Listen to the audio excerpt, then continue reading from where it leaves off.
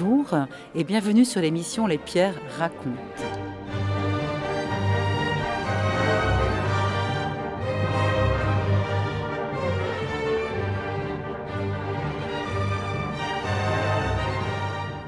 Aujourd'hui, nous sommes au musée du Nouveau Monde de La Rochelle, prestigieux hôtel particulier du XVIIIe siècle, qui fête cette année ses 40 ans d'existence.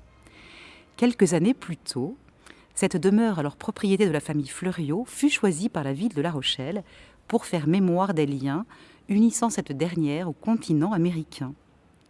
Ainsi, je vous propose d'évoquer les liens tissés au XVIIe et XVIIIe siècle entre l'île de Saint-Domingue, aujourd'hui Haïti, et La Rochelle. Pourquoi appelait-on cette île la perle des Antilles ? À qui et comment profitaient les échanges et bénéfices de ce passé pas toujours glorieux ? Et en quoi le destin de la famille Fleuriot fut-il lié à cette île ? Nous sommes en compagnie de Mélanie Moreau, conservatrice de ce musée, qui va pouvoir répondre à toutes nos questions. Bonjour Mélanie, et merci de nous faire l'honneur de nous accueillir en ce musée du Nouveau Monde.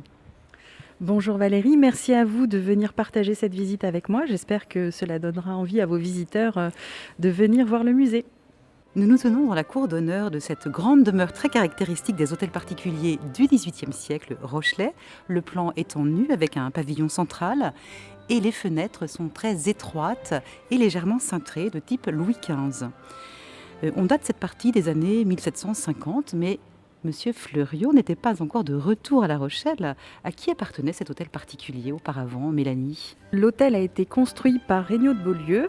On n'a pas forcément connaissance de l'ancien propriétaire, mais on sait que par contre, Fleuriot l'a acheté, lui, à partir des années 1772, ce qui fait qu'on fête en plus des 40 ans du musée, les 250 ans de l'acquisition par la famille Fleuriot de cet hôtel particulier. Autre information aussi, on sait que Fleuriot a fait agrandir l'hôtel particulier dans les années 1780 sur la rue parallèle qui est la rue Gargoulot. Et donc on se retrouve avec un bâtiment assez complexe finalement, avec une partie plutôt de style Louis XV et une autre ultérieure avec des styles décoratifs légèrement différents. Je vous propose d'entrer maintenant à l'intérieur du musée. Nous nous trouvons maintenant dans un très joli salon de style Louis XV avec les murs lambrissés, cheminée en marbre et très joli miroir de style Louis XV au-dessus de cette cheminée, le tout donnant sur la cour d'honneur, donc premier bâtiment construit par Regnault de Beaulieu. Dans ce salon, nous avons plusieurs tableaux, mais surtout, il y a une carte très intéressante qui représente Saint-Domingue au XVIIe siècle. Donc Saint-Domingue, c'était la partie occidentale de l'île Hispaniola. Quelle est cette île Hispaniola ? Alors Hispaniola, en fait, c'est une des premières îles découvertes par Colomb en 1492. En fait, quand il part pour son expédition vers les Indes à l'origine, il va accoster d'abord en fait sur des îles des Bermudes et Cuba, et cette île donc qui devient Hispaniola, qui va abriter Saint-Domingue dans sa partie française. Comment se présentait cette île au moment de sa découverte, de par son climat, sa végétation ? On imagine que c'était une île tropicale habitée par des populations autochtones qui malheureusement ont été très vite décimées, avec un paysage sans doute très surprenant pour les Espagnols qui ont découvert cette île. Donc, occupée par les Espagnols et puis des Français aussi, même des aventuriers de tout poil, de toutes les nations, viendront peu à peu explorer cette île. Qu'est-ce qu'elle présentait de si intéressant ? C'est essentiellement à partir du XVIIe siècle que les Français sont venus s'installer sur l'île de Saint-Domingue. Et en fait, au-delà des herbes ou des produits exotiques qui pouvaient intéresser les commerçants, l'île bénéficiait aussi d'un climat et d'un paysage qui permettait la culture, par exemple, du tabac et plus tard de la canne à sucre. Et c'est ça aussi qui va intéresser grandement, notamment les aventuriers et marchands rochelais qui vont venir s'installer à Saint-Domingue tout au long du XVIIe siècle et exploiter les terres aussi beaucoup au XVIIIe siècle. Et pourtant, cette culture de la canne à sucre n'existait pas. Elle a été importée d'Asie via les Canaries par Christophe Colomb, je crois. Oui, la canne à sucre, à l'instar de l'indigo, c'est une production importée, mais qui va beaucoup se plaire en fait dans les îles. On sait que la culture de la canne à sucre s'est beaucoup développée à Cuba aussi, mais ça a vraiment très très bien fonctionné à Saint-Domingue, et c'est d'ailleurs bien pour ça qu'on parle de perle des Antilles au XVIIe et XVIIIe siècle. C'est parce que Saint-Domingue est alors l'île qui produit le plus de sucre grâce aux plantations de canne à sucre qui fleurissent sur ces terres. Alors on reviendra tout à l'heure sur cette perle d'or.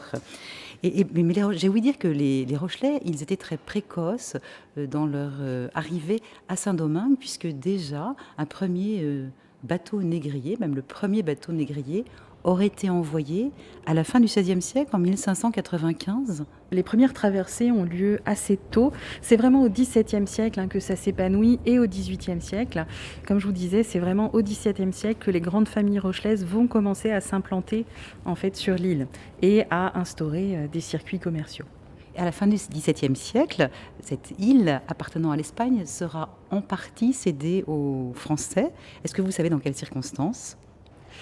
Cette cession, en fait, c'est le fruit de négociations âpres lors du traité de Ryswick, en fait, à la fin du XVIIe siècle, suite auquel les Français ont récupéré la propriété de l'île. Et c'est sous Colbert et Louis XIV que cette île deviendra définitivement une colonie française importante et enrichissante pour le Royaume de France.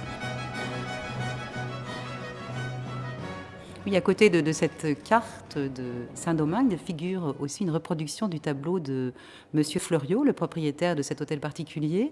Cet Aimé Benjamin Fleuriot, en fait, serait né à La Rochelle, mais ses parents étaient originaires de Châtellerault. C'était des marchands qui viennent s'établir à La Rochelle fin du XVIIe siècle. Est-ce que vous savez dans quelles circonstances ? Alors, a priori, c'est une famille qui a fui les persécutions suite à la promulgation de l'édit de Nantes, et qui est venue se réfugier donc en région bienveillante par rapport au protestantisme. Donc une famille protestante, et puis un des oncles d'Aimé Benjamin, lui, partira pour les Antilles.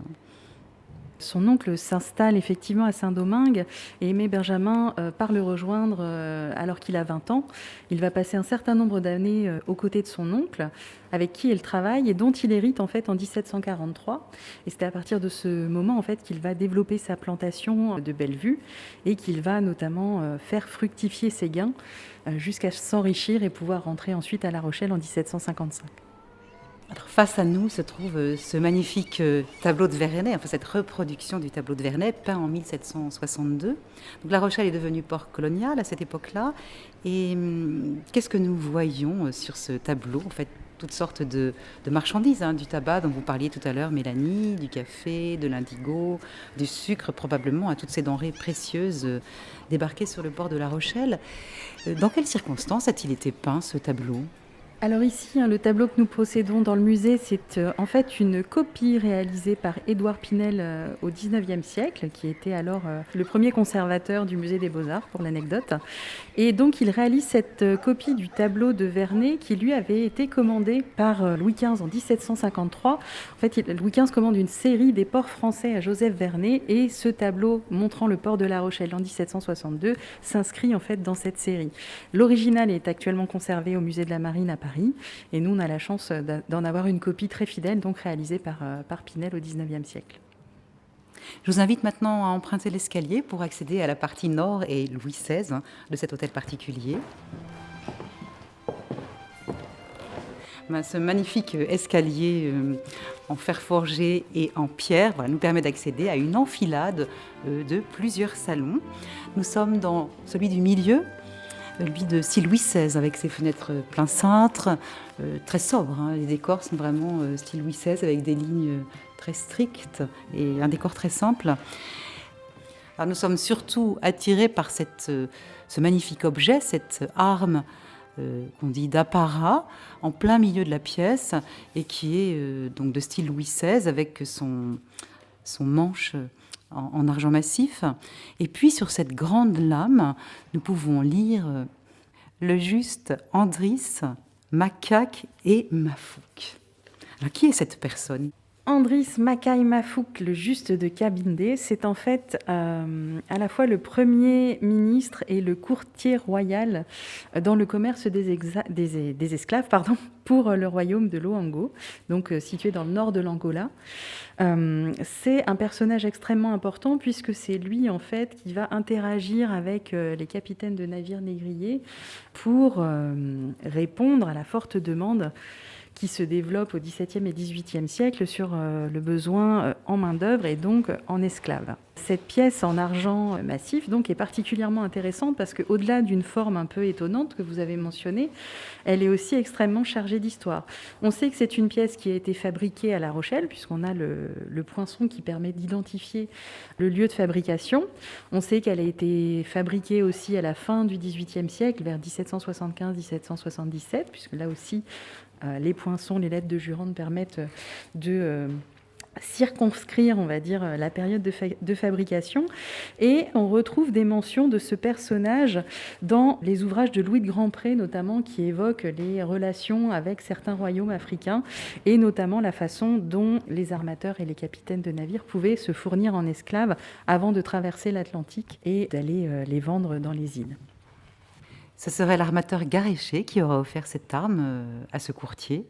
Alors, on le suppose, oui, en effet. En fait, il y a les recherches qui ont été menées par Annick Notaire autour de cette arme ont permis de supposer, on n'en est pas totalement certain, mais quand même, il y a de nombreux indices qui laissent à penser que ce serait le capitaine Le Seine qui aurait offert cette arme au nom de Garéché, en fait, en remerciement pour l'arbitrage favorable lors d'un conflit avec des capitaines bordelais et havrais. Donc, ça témoigne aussi de la complexité des relations avec les royaumes africains qui sont fournisseurs d'esclaves, mais aussi de la concurrence entre ports négriers. Et quels étaient les autres dangers encourus lorsque les navires arrivaient sur la côte d'Angola après quelques semaines de voyage pour acheter ces esclaves ? Alors, il y a effectivement les dangers propres à la navigation, puisqu'à l'époque, ça reste malgré tout une entreprise mouvementée. Et ensuite, il y a les confrontations avec les tribus ou les royaumes locaux qui pouvaient parfois tourner à la violence pour des questions de concurrence, pour des questions aussi de razzia qui pouvaient dévaster certains villages. Donc, c'était des opérations compliquées et très risquées. La Rochelle a pris une part très importante dans ce trafic triangulaire ou négrier. C'était le deuxième port de France après Nantes, avec 427 départs. Est-ce que vous avez une idée de la proportion de ces voyages par rapport aux autres expéditions ? Ça occupe une grande place dans le trafic maritime à l'époque. Je n'aurais pas de chiffres précis à vous donner, mais c'est vrai qu'en particulier au XVIIIe, il y a énormément de navires qui sont armés pour participer à ce commerce triangulaire. Alors certes, La Rochelle est loin derrière Nantes, mais avec 427 expéditions, elle est devant Bordeaux, en tout cas jusque assez loin dans le XVIIIe siècle, avant d'être supplanté par Bordeaux, sans pour autant que ça nuise à son enrichissement. Donc ça représente des volumes quand même très importants de trafic. On parle de 150 000 esclaves qui auraient été déportés par l'intermédiaire des Rochelais. Combien de temps dure ce voyage triangulaire ? C'est une entreprise de plusieurs mois, puisque non seulement il faut il faut armer les navires, aller sur les côtes africaines pour pouvoir acheter des esclaves. La traversée prend ensuite plusieurs mois pour arriver jusque dans les îles. Donc c'est un voyage très long, dans des conditions pour les esclaves très souvent atroces, puisqu'ils étaient réellement entassés dans les cales. Il y a d'ailleurs des gravures, notamment celle de Thomas Clarkson, qui est très connue, qui permettent d'imaginer un peu l'entassement auquel étaient soumis les personnes esclavisées. C'était vraiment des traversées difficiles.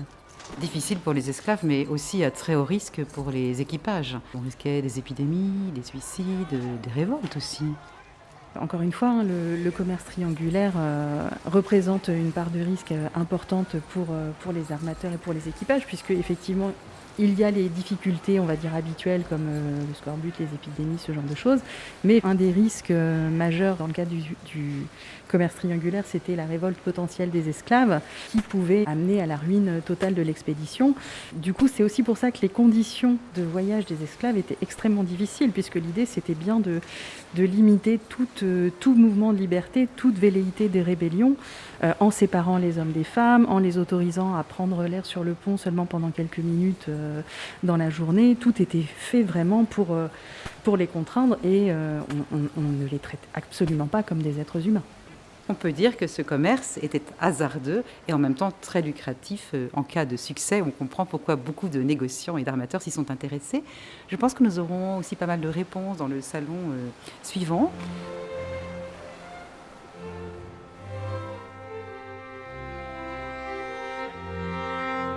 Alors, ce salon, c'est très joli, un bijou de style Louis XV. Alors, étonnant dans cette partie Louis XVI, on peut croire que Fleuriot il s'est amusé finalement.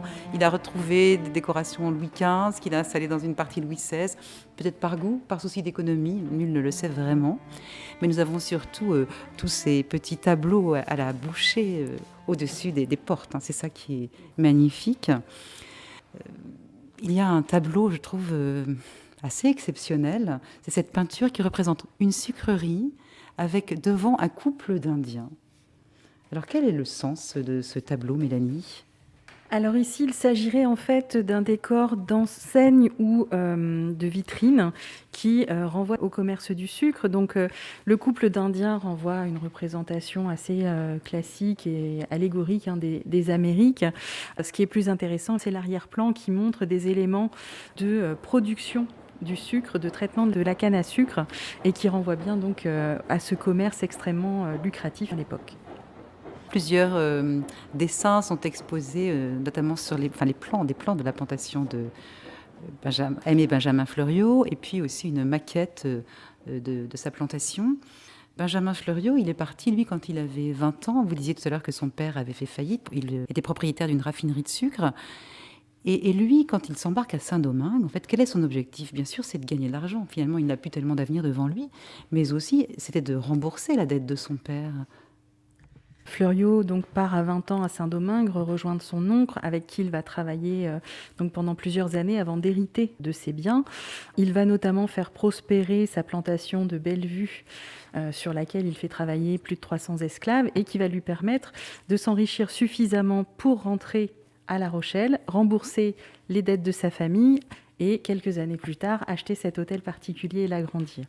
C'est comme on le disait tout à l'heure, un commerce extrêmement lucratif, et à la fin de sa vie, on estime qu'il possédait alors plusieurs millions de livres, ce qui est une somme considérable à l'époque. Donc ces plantations, elles prospèrent. Bien sûr, il faut répondre à une demande sans cesse croissante de consommation de sucre en Europe. Mais qu'est-ce qui explique l'explosion de cette consommation de sucre ? Je pense que d'une part, c'est simplement la découverte du sucre lui-même. C'est une denrée qu'on connaissait peu et auquel je pense que la plupart des aristocrates et des nobles qui ont les moyens de s'en procurer vont prendre goût. Et du coup, c'est vrai qu'il y a une très forte demande en Europe, d'où le nombre de plantations importants à Saint-Domingue en particulier, mais dans les Antilles en général, avec une production toujours en hausse tout au long du XVIIIe et jusque très loin dans le XIXe siècle.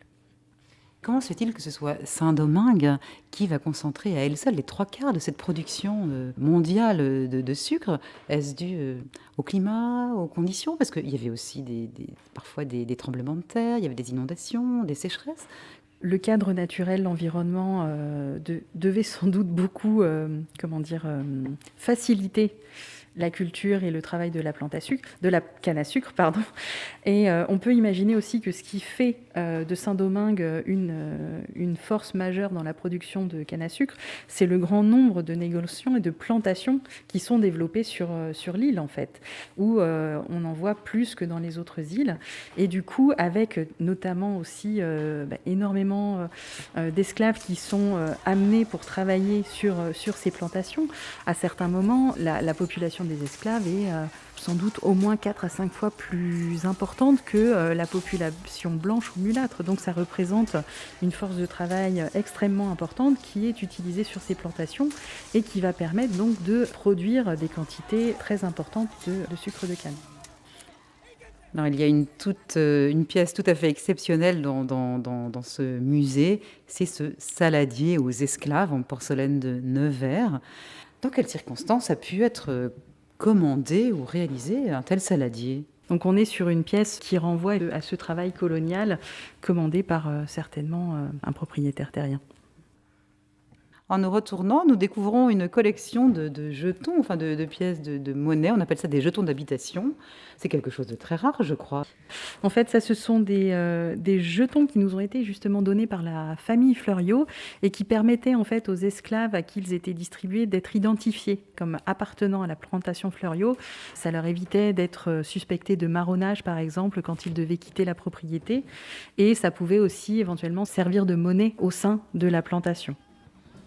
Et à côté, un tableau, enfin moi qui me plaît beaucoup, hein. On voit des Africains, des Noirs, avec des torches, qui sont en train de danser, et puis au milieu de forêts, de végétation, avec un fond bleu, et il fait noir. Effectivement, ici on est sur une représentation en fait, d'une réunion nocturne des esclaves, sans doute à l'insu du propriétaire de la plantation et des contremaîtres. C'était des moments en fait, de partage pour les esclaves où ils pouvaient chanter, danser, se réunir. On voit d'ailleurs que la scène est peinte avec une certaine forme de distance, comme si le regard du peintre ne voulait pas interrompre cette danse des bambous, comme est intitulé le tableau. Du coup, il y a une atmosphère assez mystérieuse qui se dégage de cette œuvre et qui montre, comme vous le disiez, un des rares espaces de liberté que les esclaves s'autorisaient après leur travail à la nuit tombée. C'est ce genre de danse qui sera un prélude aux révoltes dans les plantations. Pour les esclaves, c'est aussi des moments de partage et d'échange, effectivement, qui, comme tout regroupement, en fait, pouvaient insuffler des envies de liberté qui, évidemment, faisaient trembler les maîtres à juste titre. Nous accédons maintenant au plus joli salon Louis XVI, décoré par Monsieur Fleuriot. Donc, ce salon qui est vaste, raffiné, montre bien comment ce Monsieur Fleuriot est devenu un homme riche, attaché à la culture et à l'esthétisme après ses 27 années passées sur les plantations. Donc lui, il revient dans les années 1752. La première chose qu'il va faire, c'est d'adopter les codes bourgeois. Enfin, c'est d'abord rembourser la dette de son père, puisque c'était vraiment une question d'honneur pour lui. Puis sinon, il va acheter un certain nombre de terres, de maisons. Il va se marier avec une fille de négociant, il aura des enfants et surtout, il va s'acheter la savonnette à vilain. Qu'est-ce que c'est la savonnette à vilain ? En fait, c'est une façon de dire qu'il s'achète des charges nobles, en fait. Et effectivement, en 1776, il se fait anoblir, ce qui, comme vous dites, est la consécration pour lui après être rentré en France. Et derrière nous, le soi-disant bureau de travail de Monsieur Fleuriot de Bellevue, maintenant, avec ces tapisseries qui datent directement du XVIIIe siècle et surtout ces magnifiques commodes en bois de porc. En 1787, notre ami Fleuriot va mourir, juste 4 ans avant les révoltes de Saint-Domingue. Quelles conséquences ces révoltes pour les armateurs et négociants de la ville de La Rochelle ?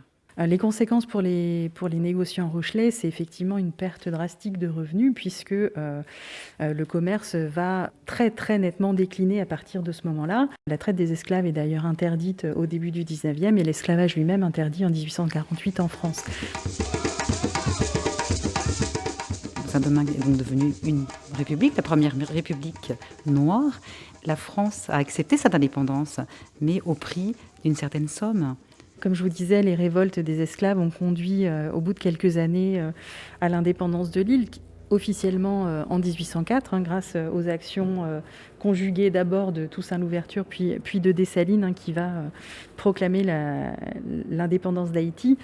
Cependant, il y a eu effectivement aussi des conséquences sur l'économie de l'île, qui a eu une dette extrêmement importante à rembourser et qui a pu pénaliser son économie pendant des décennies et plus encore. Aujourd'hui, on peut dire que Haïti ne s'en est pas vraiment sorti, puisque cette île qu'on appelait la perle des Antilles, la plus riche, est devenue un des pays les plus pauvres.